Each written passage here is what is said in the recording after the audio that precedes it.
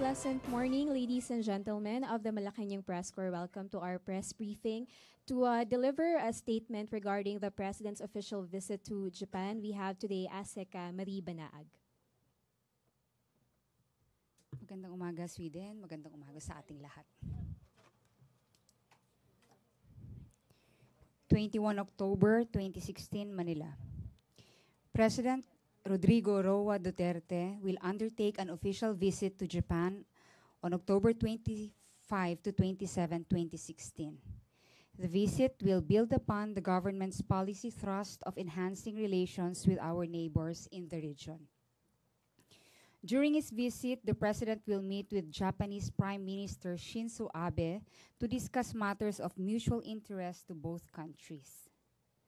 The President is also set to make a state call on His Majesty Emperor Akihito.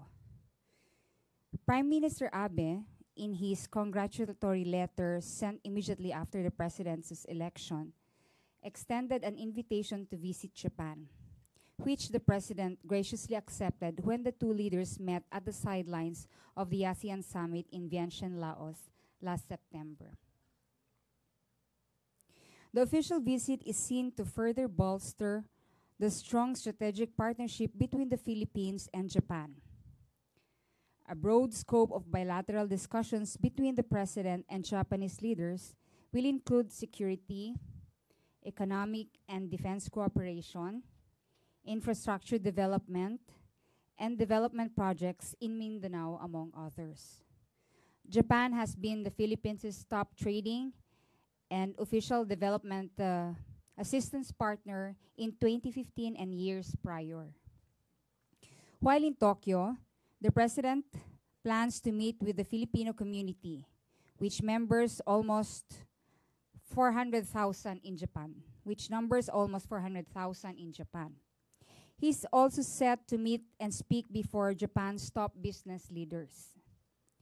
The President likewise plans to observe the process of Japanese shipbuilding as maritime cooperation between the Philippines and Japan continues to progress. 2016 marks the 60th anniversary of the normalization of diplomatic relations between the Philippines and Japan. High-level exchanges between the two countries mark this historic occasion, which began with the visit to the Philippines by Japan's imperial couple early in the year. This was followed by the visit of Japanese Foreign Minister Fumio Kishida, whom the President received in his hometown in Davao City, August 2016, and the meetings of the President with Prime Minister Abe at the sidelines of the ASEAN Summit in September in Laos. The President's official visit caps these exchanges, which highlights the warm ties of friendship shared by both countries. The President places great value on the Philippines' vibrant and dynamic relationship based on mutual trust and respect with Japan. Thank you. All right, thank you very much, ASEC Marie. The floor is now open for questions. Sweden, I'd like to make some points here. As to Bagyong Lawin, we would like to thank our government agencies and private individuals who have been so supportive during the monitoring of Typhoon Lawin, and to our local government officials who have been so aggressive in the campaign in order for us to lessen the damage caused by Bagyong Lawin. And with that said, we have official reports from NDRRMC, but some of the casualties during Bagyong Lawin are still being validated. 7 from the Cordillera region, 1 in Region 1. In Region 2, we have 3. And we still have 2 missing persons. We are trying to get in touch with other provincial disaster risk and management councils, but nahihirapan po tayo because of the the telcos, yung walang network pa, wala pang electricity, kahit may network siguro, hindi sila makapag-charge ng kanilang mga baterya. But right now, Yusek Halad and DG Howie and our crew from PTV4 and other officials of the DSWD, other officials who are members of the NDRRMC, have started kaninang mga 9 a.m. papuntang Cagayan Valley and Isabela para magkaroon ng aerial inspection at para maghatid na rin ng mga pagkain at iba pang mga goods na kinakailangan ng mga ating mga kababayan na evacuees. And on another note, again po, we would like also to reiterate our asking for more pagmamalasakit para sa ating mga kababayan na nasalanta ng bagyo. We'd like also to make announcement that yung MC10 na in-issue po ng Executive Secretary natin na si Attorney Majaldea, kung hanggang kailan po yon, we will leave it to the discretion of our local government officials as to when na pwedeng practically na makapasok ang ating mga kababayan, mga estudyante, mga kasama natin sa pamahalaan, kung pwede na po, kasi yung ibang lugar binabaha, hirap tayong mag-monitor kung pwede na po. And yung iba naman, pwede naman nang pumasok, so we will leave it up to the local government units to declare whether they would be going back to school or not, or they would be reporting for work or not already. And with the announcement on Republic Act 10923, yung postponement po ng barangay elections, we announced that last Tuesday. We can give a copy of that already. And on the matter of the statement of the president while in China about cutting U.S. ties, we still have to wait for guidelines. There is no rush po for us to interpret the speech of the president, as we have to wait for guidelines pa that would be coming from him, from the Department of Foreign Affairs, soon as they come back. And as to the dispersal of our Lumad brothers and other protesters in front of the U.S. Embassy last Wednesday, was that Wednesday? Last Wednesday, the president has already made announcement as to it that he is looking into they're looking into and they're investigating on what really transpired before that incident, and soon as the president comes home, he will make further announcements as to what really happened. And we know that General Bato has already released a statement pertaining to that he is so saddened about what transpired there. Okay, Yes. the floor is now open for questions. First question. Yes, sir. At the back. Sir Ron. Use the microphone, please.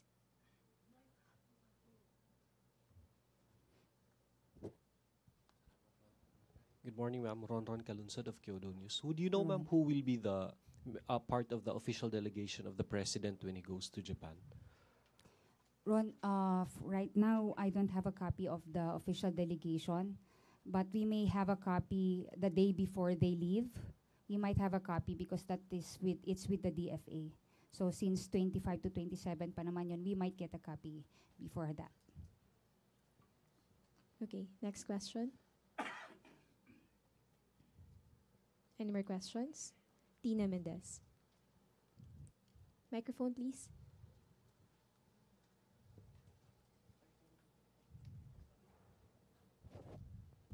Good morning, Yes, ma'am. Tina. Do you have an idea or if the president will bring up the issue on comfort women during his visit?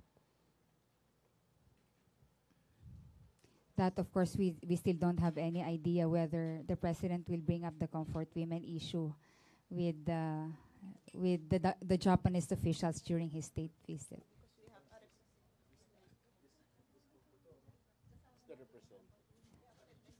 Question? Christian Esguerra. Christian. I'd like to ask about your statement that there's no rush to interpret the speech of the president.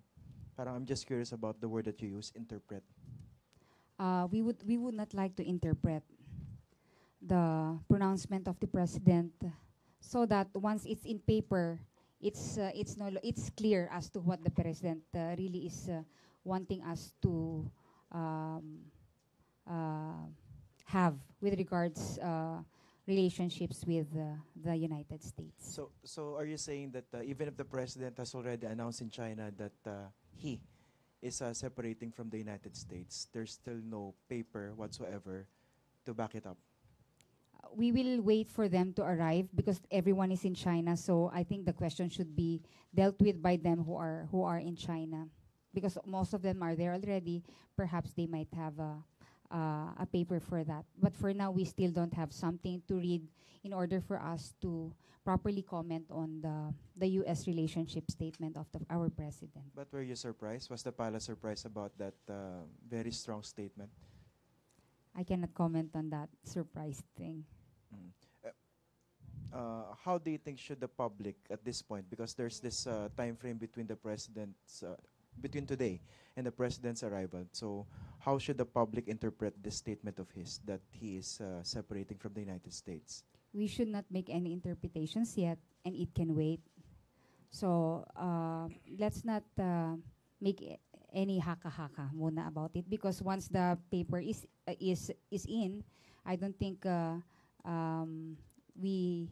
it would be needed for us to, there is a need for us to make haka-haka on that, because once the paper is out already on that matter, then it would be clear kung anong direction ang tatahakin po natin. Ma'am, what paper are you talking about? Any policy direction which would be on paper. But have you come up with a paper containing the policy direction of the previous statements against the United States made by the president? Christian, I cannot comment on having first a paper before the president announces No, ma'am. it. I'm talking about the previous statements that he made against the United States. Parang the first time that he criticized the United States, for example, when he said it's time to end the joint military exercises with the US, meron bang paper na sumunod after that statement?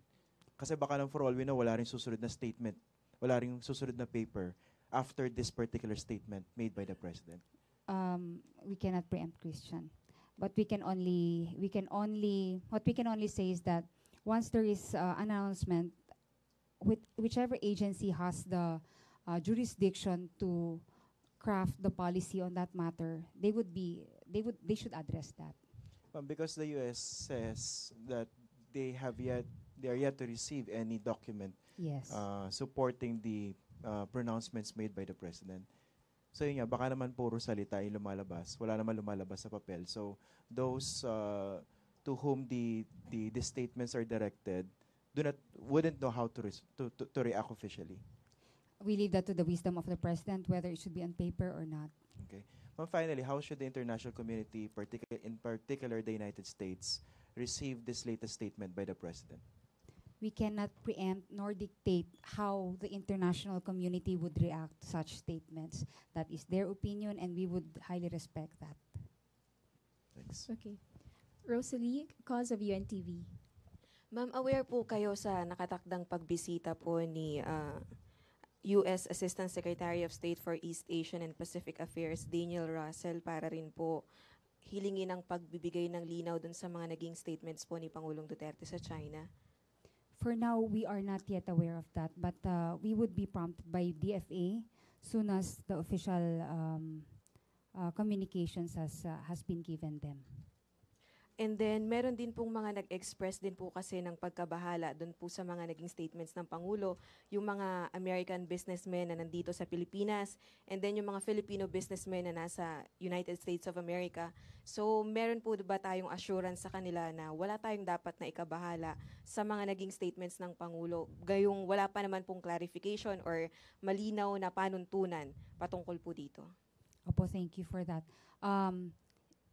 In fact, that is, on the light of that matter, since wala pa tayong pagbabasehan na papel, hindi kailangang mag-worry or mag-react tayo kung ano man yung nasabi ng Pangulo. Since wala pa sa papel po, especially for private businessmen dito or yung mga nasa Amerika, wala po tayong dapat ikabahala. Kung meron man po na tinutukoy siguro ang Pangulo dito, it would be government transactions. But I'm not interpreting. Christian, tumingin ka. Okay, next question. Any more questions? Yes, Leila? Clarification lang, ma'am. For the President's pronouncement to take effect and become policy, would you need a formal issuance? Aren't his words enough? As to that matter, kailangan din kasi para ma-interpret din officially especially with the official transactions with other nations, it should be something that should be in paper so that makasagot din sila in paper. Kailangan po nila yon para klaro yung meets and bounds kung ano ba talaga ang coverage ng isang pronouncement ng presidente. So, is there room for the pronouncements to change unless it's, put on paper, made concrete? That we cannot preempt. Last question from Christian. Last na ba? Did the President consult anyone from his cabinet before he issued this arguably the strongest statement so far against the United States in China? Well, wala pa kaming natatanggap na balita whether meron or wala. Christian, perhaps soon as they arrive, we can ask that from them, from the delegation who would be arriving. Not to put you on the spot, pero it must have been a difficult job to try to explain or delay any explanation on a particular statement made by the President and just say that a paper supporting it might be or might not be forthcoming. Kasi parang that's how that's how it appears so far. Tama po ba? I'll not comment on that, Christian. May tanong siya, mas maganda. Or ma'am, you're just as confused as Well, not really. Everybody I'm sure may direction naman yan pagbalik nila. It's just that we are not the right authority to give or interpret what the President has announced. Ma'am, good morning. Good morning. Did you ask some of the officials in Beijing nung lumabas yung statement, ma'am? We have actually asked Secretary Andanar, and then the same din po ang sasabihin niya, itong sasabihin ko ngayon na we would not preempt and interpret the metes and bounds of the pronouncements of the President. Thank you very much, ma'am. Thank you. Okay, just one last question from Rose. Yes.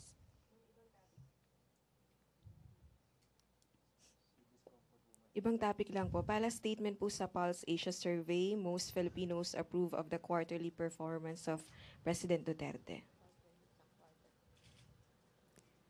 Well, if it's positive, we would be so flattered and we are so thankful sa mga kababayan na, of course, hindi naman, imposible naman talagang lahat ng kababayan natin, gusto nila ang lahat ng palakad ng gobyerno.